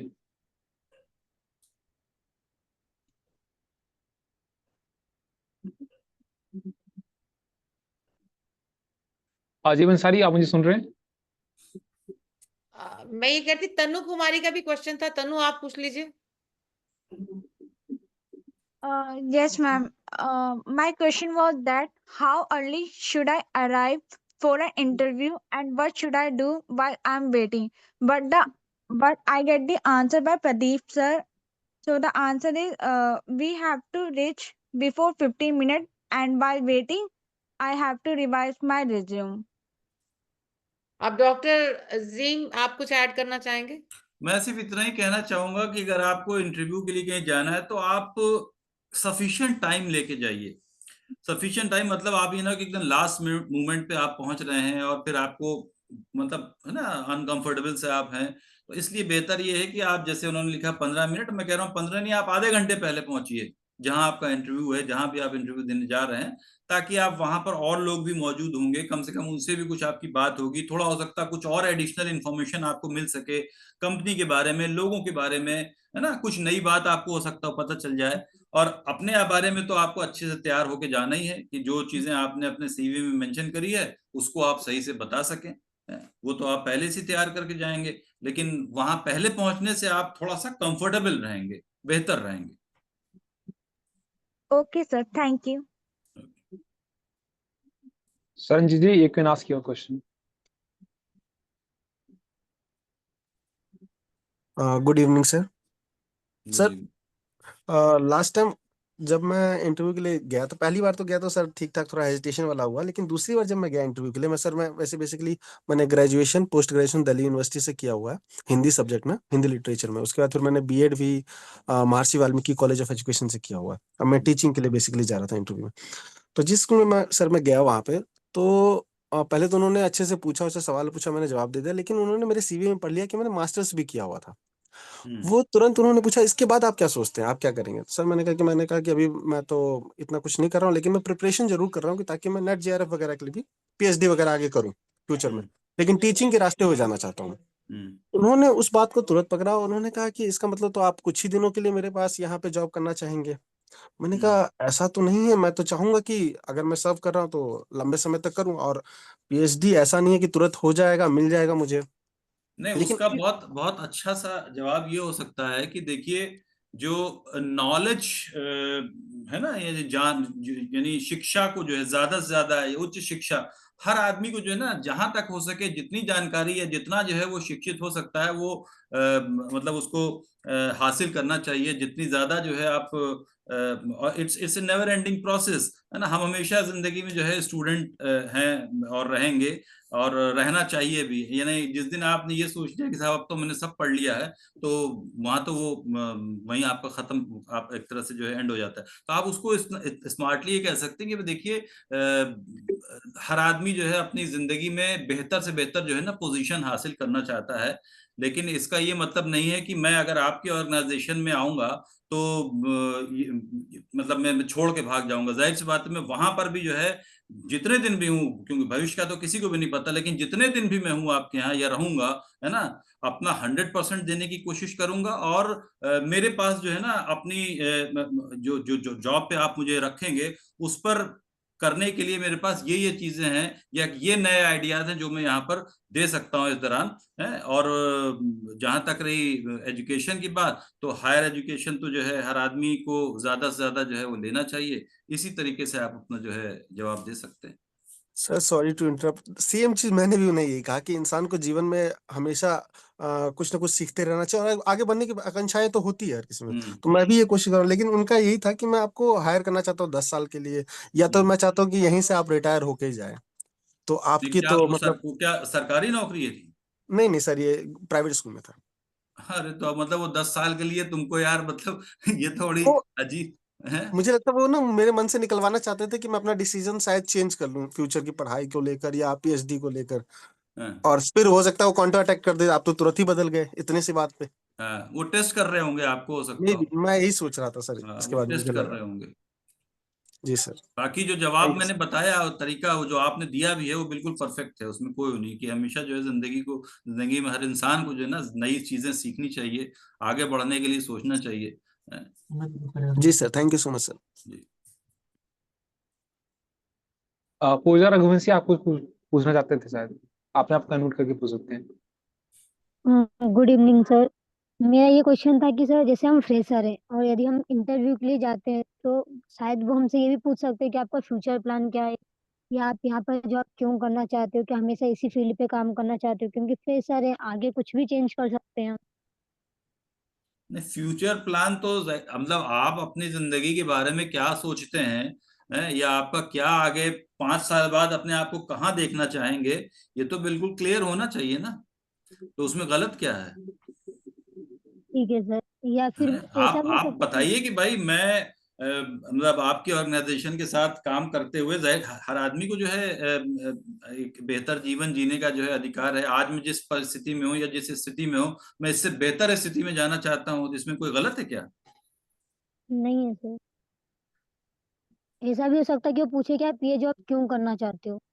हाँ, तो वो तो बात मैंने पहले ही बताई कई बार कि भाई आप क्यों, या मैं इस जॉब में क्यों आना चाहता हूँ। आप बताइए उसमें कि भाई आपके पास ये जो है आपने जो रिक्वायरमेंट दी है उसके हिसाब से आपके पास ये स्किल्स हैं, और आपके पास पिछला पिछला जो है ये आपके पास तजुर्बा है जिसमें आपने इस तरह की चीजें अचीव करी हैं, ये आपके अचीवमेंट हैं। और आप किस तरीके से कंट्रीब्यूट कर सकते हैं आपके इस पोजीशन पे, आपके यहाँ इस पोजीशन के ऊपर, वो आप उनको बताइए।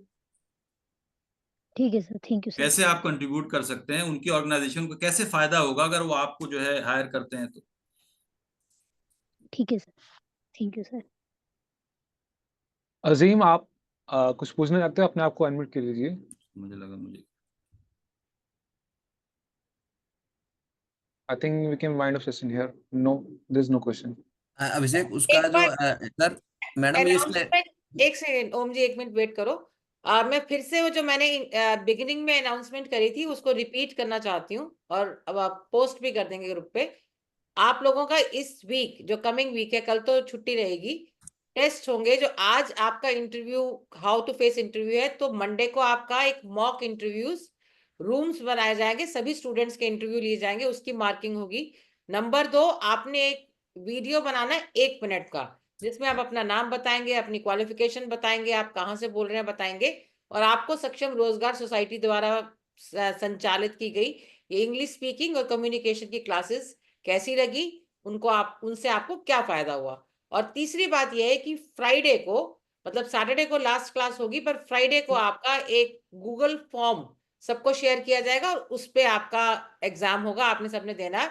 और मैं अनाउंस कर दूं कि आपके प्राइजेस, फर्स्ट को 1000 रुपीज, सेकेंड को 750, थर्ड को 500, और जो सभी तीनों क्लासेस तीनों इंटरव्यू देंगे, टेस्ट के फॉर्म्स, इंटरव्यू, 1 मिनट का वीडियो और एग्जाम, उन सभी को हम 200 रुपए ट्रांसफर करेंगे। और एक सवाल बीच में आया था कि 1 मिनट का जो आपने वीडियो बना के शेयर करना है वो कब तक करना है, तो कल का पूरा समय है आपके पास, कल संडे का, तो 1 मिनट का वीडियो शेयर करें। ट्यूसडे को हम इस वीडियोस को प्ले करेंगे और इन वीडियोस के ऊपर आपसे बातचीत करेंगे। Yes, over to you Om ji. Ma'am, I would like to add something. आप जैसा कि इंटरव्यू है, आप अपने रिज्यूम भी बना के साथ में वीडियो के भेजें तो बेहतर रहेगा आपको इंटरव्यू कंडक्ट करने में, उसे इंटरव्यू तक पहुंचा दिया जाएगा आगे। हाँ, मतलब तो आप अपना रिज्यूम संडे को ही अपना अपना रिज्यूम पोस्ट करेंगे। हाउ टू मेक सीवी, जैसे विक्की गौतम जी ने आपकी क्लास ली थी, अभिषेक ने बहुत अच्छा ऐड किया, तो आप संडे को आप सभी अपना अपना रिज्यूम इसी ग्रुप पे पोस्ट करेंगे, ताकि जब मंडे को आपका इंटरव्यू हो तो हमारे सामने आपके रिज्यूम्स हो, उसके बेस्ड हम क्वेश्चंस पूछ सकें। Thank you Vicky. और मैम इसको आप सभी पार्टी से गुजारिश है कि आप इसे मेल भी कर सकते हैं, और मुझे चाहे तो आप मेरे पर्सनल नंबर पे आप भेज सकते हैं चैट व्हाट्सएप के through. So to you Om ji, thank you. मैं कह रहा हूँ सभी बच्चे अपने चैट बॉक्स में अपना अटेंडेंस डाल दें। और मैं वोट ऑफ थैंक्स के लिए राधा जी को इनवाइट करता हूँ। Including remarks by the Deepti Chawla ma'am. Lead. अच्छा हाँ सॉरी, वेट।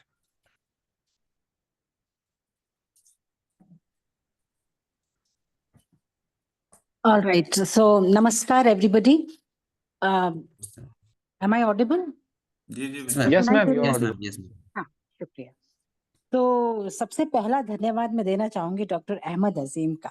डॉक्टर अहमद अजीम, आपसे रूबरू होकर बहुत खुशी हुई, और जिस तरह बिल्कुल सहज स्वाभाविक तरीके से आपने अपनी बातचीत के जरिए आपने किस तरह से हम इंटरव्यू फेस कर सकते हैं ये बताया, और साथ ही आपने अपने जीवन के उदाहरण जो दिए, जो दृष्टांत आपने दिए, उन दृष्टांतों से ये समझना आसान हो गया कि ये परिस्थितियां हमारी जिंदगी में हर वक्त आती हैं।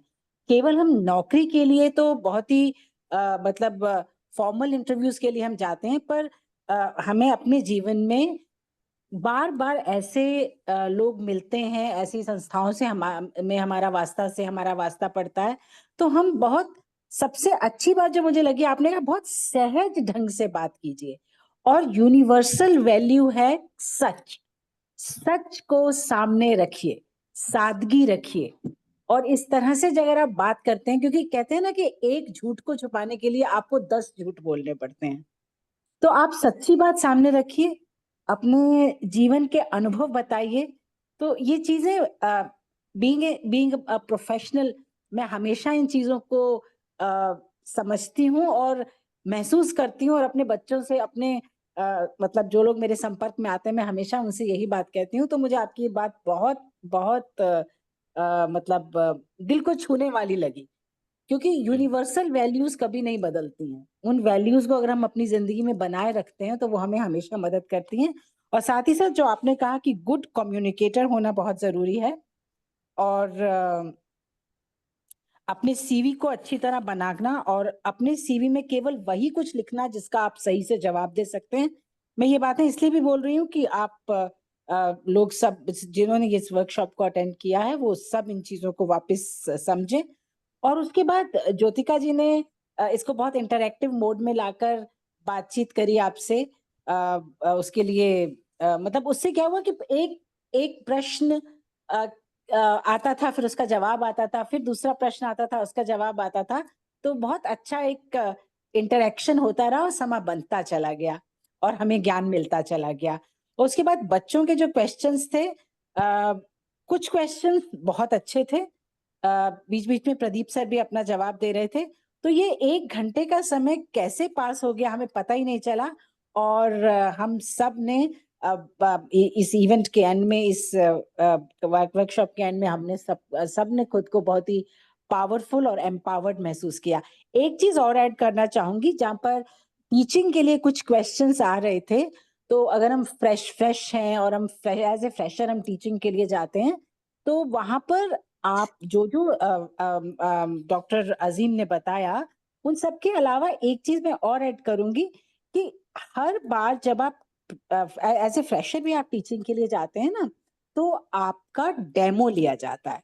तो अगर आपके पास पहले वाली चीजें कुछ नहीं है, तो क्लास आपके सामने आप जाते हैं, तो वहां पर आपका डेमो लिया जाता है, मतलब जो आपका सब्जेक्ट है, आपकी सब्जेक्ट नॉलेज, आपकी पेडागोजी, आप क्लास, आपका क्लास मैनेजमेंट, कि आपकी बच्चों के साथ कैसे रेपो है, आप उस उम्र के बच्चों को किस तरह समझते हैं, चाइल्ड साइकोलॉजी, कि आप बच्चों को किस तरह के, बच्चों के मनोविज्ञान को किस तरह समझते हैं, क्लास में अगर कोई समस्या आई आपने उसका कैसे समाधान किया, आपकी टीचिंग एड्स क्या क्या होंगी, इन सब चीजों का बहुत ध्यान रखा जाता है।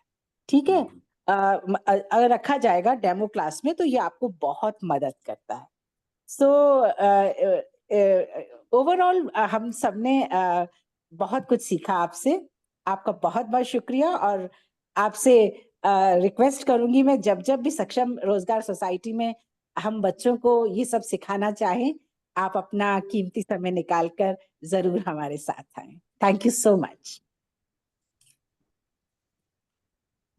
Thank you ma'am. एंड मैं सभी बच्चों से वो गुजारिश करूंगा कि वो सभी अपना अटेंडेंस डाले चैट बॉक्स में। और मैं वोट ऑफ थैंक्स के लिए राधा जी को इनवाइट करता हूँ। Over to Radha ji. Radha is not here. I do on behalf of her. Okay, Okay. Vote of thanks के So लिए। on behalf of Saksham Royal Society, I'd like to take the privilege of extending my vote of thanks. First of all, I'd like to thank Omji Gupta for managing this session. And to begin with, I'd like to express my gratitude to our resource person, Mr. Ahmed Azim, who delivered such a wonderful class and shared valuable tools for facing how to face an interview. And also like to extend my vote of thanks to Jyotika Kalra ma'am, who despite her busy schedule, take the class and unwavering in her support to enhance its quality. And a special thanks goes to all dear participants for taking this class effectively. And thank also like to thank to Dipti Chawla ma'am for sharing her valuable comments. And good night to all of you, and see you in the next session. Okay, thank you Abhishek. शुक्रिया। Okay.